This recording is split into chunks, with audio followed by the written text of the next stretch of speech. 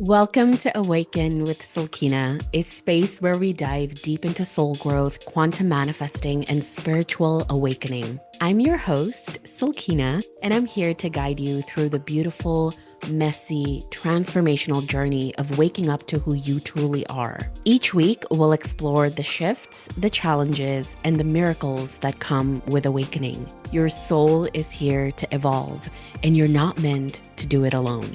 So let's walk this path together. Hello, everybody. Welcome to Awaken with Sulkina, the first episode. I'm so excited that you're here.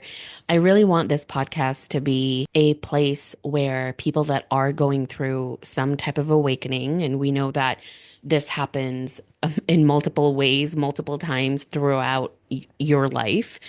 I want this to be a safe space for you to really be able to be yourself, to get all of your, deep questions answered. Although I can honor that maybe there are a lot of things that we go through that probably it is not meant to be intellectualized by the mind. I think this is what I've sort of realized is that sometimes you just go through things and it's like, okay, you're meant to just feel it. I just got back from the Joe Dispenza 3-day retreat. Not just, it's been a month, but I kind of feel like I'm still processing and digesting everything.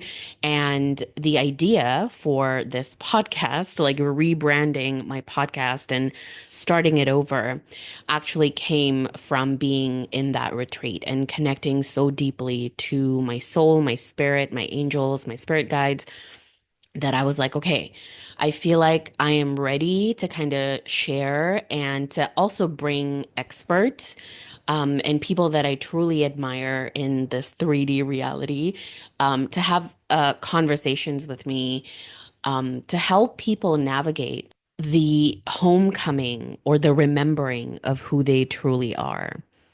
So I just wanted this first episode to be kind of like a hello from me. And maybe I can talk a little bit about my Joe Dispenza retreat, like what I learned.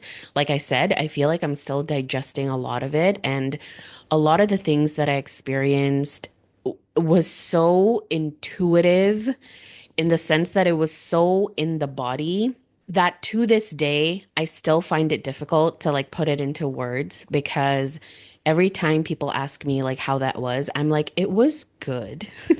Like I don't even there are no words really to kind of describe what I experienced and what I went through. I did, try to condense it into a YouTube video. I have like a two-parter, but those videos were more sharing what I learned from him, not really my, deep experience. But if I were to talk about what I personally went through, it was literally a spiritual awakening. Like I am in the middle of another layer of my ego just being peeled away. I can only describe it as a humbling experience. And maybe I can talk a little bit about also how to know if you're in the middle of a spiritual awakening, because sometimes you could be in the middle of one, but you don't know. But to me, like a soul awakening, like how I know that I'm in the middle of one is, first of all, I'm like questioning everything. I'm basically just not really accepting reality as it is in the sense that I'm not resisting anything, but it's more like not giving into my limitations. There's a part of me that when I get into, moments of feeling doubt or fear, there's sort of like that little voice in my head that's like, this is not truth. I had my first awakening when I was 16 years old. Okay. So this is not like my first spiritual awakening. And so if this is your first one, I'm here to tell you that it doesn't stop, but not in a bad way. It's more in a very expansive way in the sense that you think you know, but this journey will keep teaching you that you really don't know anything about anyone, about the world, about reality. And like this awakening journey continues to humble me because just when I think that I've made it or like I've healed this particular aspect or this a trigger, something or the other comes in and shows me again and again that I'm truly not the mind and I'm truly not my thoughts, right? Or my ego. And there's nothing wrong with the ego. There's actually an episode that I recorded like a long time ago in 2020 talking about the difference between the ego and intuition. I go really deep there, and I think it's still a really great episode to listen to if you want to understand like what is the difference between your intuition, between soul, between the ego, which is essentially the mind and the chatter that we are aware of, right? So while I was doing the Joe Dispenza retreat, I was also reading Michael Singer's book, The Surrender Experiment. By the way, if you haven't read it, highly, highly recommend it. I literally sobbed so many times reading that book. And that's how I know that a book is like speaking my truth, right? Because there's a lot of books that I read and I just can't get into it. And it doesn't mean that the author is saying something wrong or, that they're sharing bad information or anything like that. It just means that my frequency is not a match with this person or with this author. And um, it doesn't say anything about that person, right? It's just energy. It's all energy. So yeah, I would say that if you're in the middle of an awakening, you're questioning everything and also like feeling a little bit out of place, feeling like I can't relate to the conversations that I'm having with my friends, with my family. I feel like I don't belong.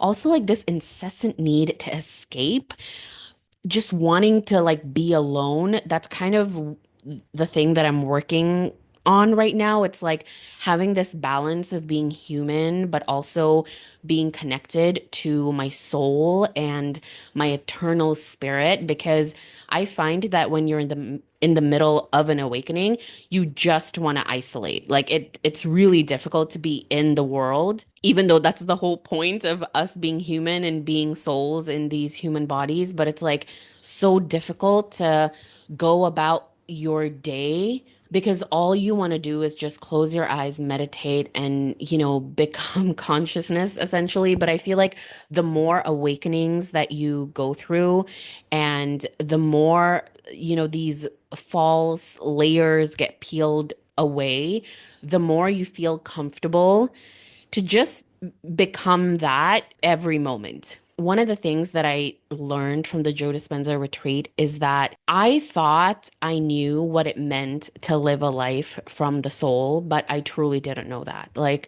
my ego was completely shattered in the sense that I realized that I was playing small in a lot of areas in my life. And that to me just means that I was letting doubts and fear become the dominant voice. And when you come into the spiritual path, it doesn't mean that you will never feel fear or doubt or anger again. The spiritual path is really about the acceptance of the wholeness of self. So it's really about not resisting life. It's about understanding that you can be aware of the voice of the ego, of the mind, and you can also be aware of the voice of the soul. It's accepting and surrendering to the fact that they both exist.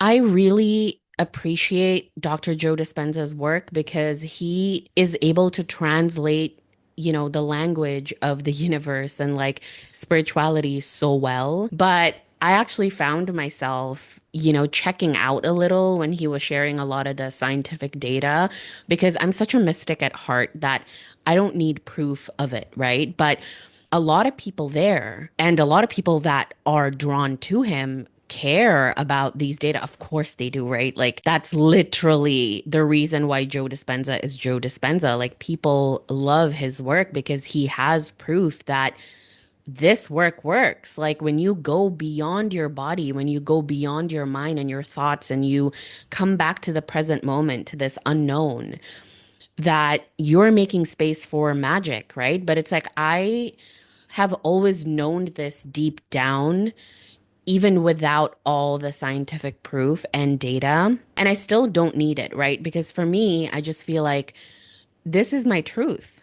I know this. I know that intuition lives beyond the mind and beyond, your anxiety and beyond the chatter of your brain. I completely know this, but I really appreciate experts like him that is able to translate it into actual facts and numbers and data that is so helpful for people that really need them.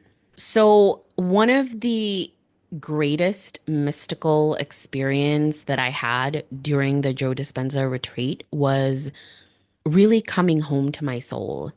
I realized that I was actually in a rock bottom a few months ago and I didn't realize it. I was doing my EFT tapping and I was doing all the mindset work, and there was still something within me that felt like something is missing. Like this is not supposed to be my life, Like I was not going with the flow of life, really. I was just trying to fight something. I don't know what it was, but I just felt like I didn't belong. Like there was something missing. And I remember, we were meditating for hours in a day, right? Like 4 to 5 hours a day. Like that changes your energy. It changes your brain chemistry. And like one of the things that I felt deeply in my body was that you've been disconnected with God. I realized that as a spiritual person, I think I was getting way too deep into, law of assumption and law of attraction. And of course, these teachings also teach you to come back to God. But I think I was so in the mind, like I was just intellectualizing everything. That's not healing. And you could never think your way to your healing. Like it's almost impossible. And I had this realization where I was like, "Oh my God, I have been disconnected from my soul, from my higher self. Like I've forgotten that this journey is not about me walking it alone. I'm literally connected to God. I am source in this body. And I have just completely forgotten that I am not my human first. I'm literally soul first. And I've been so stuck like in this world of mindset work, like just mindset, mindset, mindset, and journaling and like just thinking my way through my trauma, or quote unquote trauma, by the way, like little t trauma, because I never went through like huge ones, but it's like I've just only focused on finding the root, like, why am I feeling this way? When did this happen to me when I was a kid? And like, how did this contribute to this? And of course, there's a space for that. But I think thinking too much about that and analyzing it too much actually gets you nowhere. And so going to the Joe Dispenza retreat, reading, Surrender Experiment by Michael Singer. And now I'm actually reading his first book, Untethered Soul. I'm rereading it actually. I've realized that, oh my God, I've just been operating from my 3D self and not realizing that I am a soul. And I get to create, as Joe Dispenza says, from the quantum field. I don't have to create from the 3D world, right? He talks about how when you try to change matter from matter, it takes a long time. Doesn't mean it's impossible. It takes a long time. But if you understand the world of energy, the world of quantum manifesting, the quantum field, it is so much easier to change energy than it is to change matter. That's why his, slogan, I guess, or his motto is change your energy, change your life. I'm interrupting the episode real quick, but if you're trying to manifest your specific person but still feel stuck in the same old story, it's time to go deeper. You cannot manifest a new version of them if you're still holding on to the old version of you. That's exactly why I created Forgive and Recreate Your SP. This is my transformational workshop to help you release the past, shift your energy, and finally become the version of you who receives the love you've been desiring. We're not chasing, we never chase our specific person. We are going to heal on a deep level. If you're ready to stop repeating the same cycles and finally create a brand new story for yourself and your specific person, this is your invitation. Join me inside this workshop. I would love to have you in there. You'll find all the link in the show notes. And now back to the episode.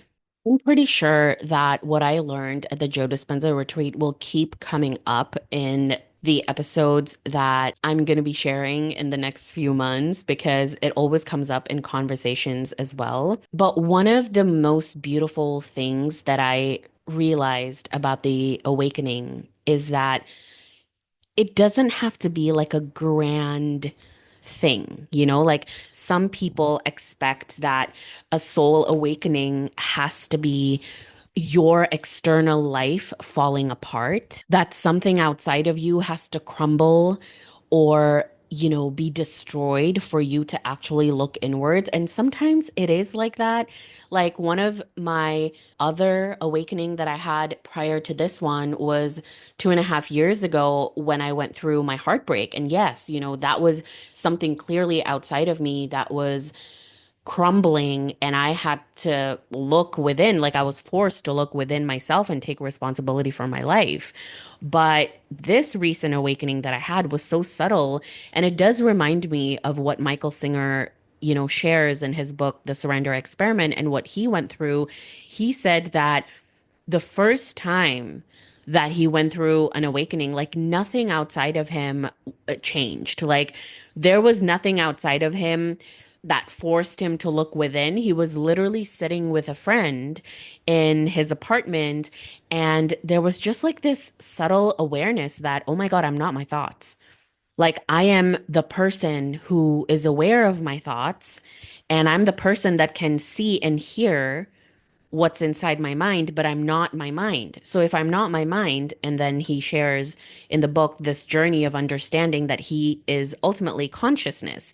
And so sometimes awakening is like that. So you don't have to wait for things outside of you to like crumble. You don't have to like get fired from your job or, lose your career or go through heartbreak. Like, yes, I want to validate that if you're going through all of that, that can happen. It happened to me a few times, but I was kind of surprised that this, recent awakening, now that I'm sort of a little bit on the other side of that, it's almost like I came up for air. And that's when I realized I was like, oh my God, I was literally in the middle of a dark night of the soul and I didn't even know it. After I truly woke up, like the only way that I can describe it really is it's like a waking up. It's an awakening. That's why this podcast is called Awaken, because it really feels like that. It feels like, wow, I've been asleep for this whole time. And then nothing before this awakening matters because that was not my true self. Like now that I'm in this present moment, this is what matters. Like this is me.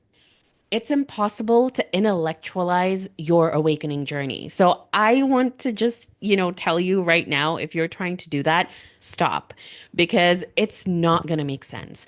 Nothing makes sense when you're going through some type of a spiritual awakening because it is really like your mind is not even meant to understand it. It's such a somatic experience. Like it's really meant to be felt in the body. Like after doing a lot of Joe Dispenza meditations and doing heart work, I realized that there is no way I could even explain to somebody what it means to open your heart. Like I can show it to you, I can help you get there, I can share meditations for you to open your heart, but I cannot explain it. Like you have to feel it. Like this is the only way for you to understand what a heart opening is like. You can't even put it into words. And so I can honor and I can understand that if you're in this journey, you want to make sense of it. But I also want you to know that it's okay if things do not feel like they make sense. And also that sometimes it's not meant to be logical. Like that's not what intuition is. That's what your mind is for. Your mind makes sense of logic and your intuition makes sense of soul.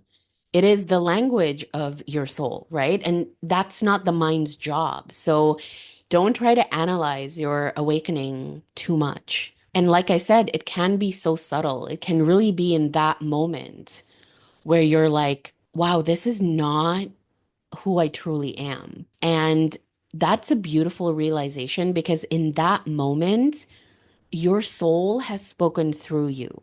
Like your soul has landed in your body, and you have basically acknowledged that no, there's something more. There's something more to me. There's something more to this life. But I also do want to honor, the people that are listening to this that are going through things like grief, like job loss, a career change, all of these things that make you feel uncertain. I understand how scary that is. Like I had a friend that messaged me today and said, I'm heartbroken.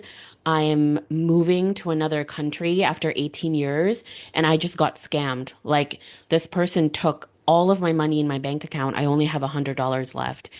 And I literally have chills talking about this. And when she sent me that message, I was like, you are in the deepest spiritual awakening journey of your life. Like, I can promise you, first of all, it's okay to be angry and to feel everything. But I was telling her, I was like, do not resist because there's nothing you can do, right? It's like in those moments where you are at the absolute rock bottom, the only thing you can do is surrender and just say, okay, like I accept, whatever is happening. I don't understand why it's happening, but I accept, I surrender. I surrender to it all. And that's something that is not talked about in the manifesting community because we are creatures that are obsessed with control. And, there's even things like robotic affirmations that I love, and it has definitely worked for me as well. But I think in the grand scheme of things, and Joe Dispenza talks about this as well, he's like, if you know how it's like how your manifestation is going to work out, it means that you're still operating from the known. And the whole point of surrendering to a greater mind, surrendering to soul, is that aspect of the unknown. It's like if it's the known, that means I'm still operating from a predictable mind. But when I surrender, when I just say, this is what I deeply desire, I don't know how it's going to come to me, but I am open to the uncertainty and the unknown of everything. This is really an ode to everyone that is in their rock bottom, that is being forced or choosing, right, to be in a spiritual awakening journey. And what it truly means is remembering that you are more than the circumstance that is bothering you or the person that is triggering you or the things in your life that you cannot control. You are so much more than that. So if you can just, take a deep breath right now and just tell your body to relax, like soften your shoulders, close your eyes, and just like take a deep breath and just be like, I'm okay, I'm safe. I'm safe. I'm okay. Exactly where I am right now. I'm supposed to be here. Everything is perfect. Like this present moment is actually perfect. Can you imagine that? Oh my God, can you imagine that? This present moment is perfect. That's insane, right? What a wild and controversial thought that through the grief and the pain and the deep sorrow and the disappointment and the frustration that you're going through, that it's fucking perfect because your soul loves growth. This is why your soul is here. I was listening to a podcast, and this woman said that the hardest moment or moments for the human is the best moments for the soul. And how true is that? The soul doesn't view anything as impossible. And I'm not here like, romanticizing suffering or anything like that, but it's more like stop fighting it. It's happening. It's right in front of you. So meet it with honesty, with radical acceptance. Be there with it. It's okay. Teach your body that you can handle it because you can. That's the truth. All of the things that I've worried about in the past, they never came true. And even when they did, it wasn't even as bad as I thought it would be. And I'm being shown again and again that there is some type of intelligent force that is guiding me. I don't know exactly what it looks like, but it's taking care of every single creature on earth. Why would you think that this intelligence is not going to take care of you. How arrogant of you, actually, right? To think of that. Like I had to look at myself and say that to myself as well. Like how arrogant of me to think that I'm so special, that this force that makes the sun rise every morning and that makes the waves crash against the shore. How arrogant of me to think that everybody will be taken care of but me. So then you just come back to the body and you tell yourself again to relax, relax, relax, relax, because everything is okay. You're okay. The sun shines at the perfect time. The rain falls at exactly the moment that Earth needs it. So that proves that we are always taken care of at every moment of every day. Can you imagine that? Every moment of every day, everything is working out for you. Okay, so I hope that this episode was not all over the place. I'm just sharing from my heart and whatever I feel called to share. Thank you so much for listening. And I have some very fun and incredible guests that are coming on the podcast. So definitely subscribe wherever you're listening to this. And that would literally be the best way to support this podcast because it helps the algorithm to share it to more people. Follow me on TikTok at I am Silkina or on Instagram at Awaken with Silkina. Share your favorite moments from this episode and also tell me what you want me to talk about. I would love to, receive requests for this podcast. Thank you again for listening, and I will see you in the next one. Bye.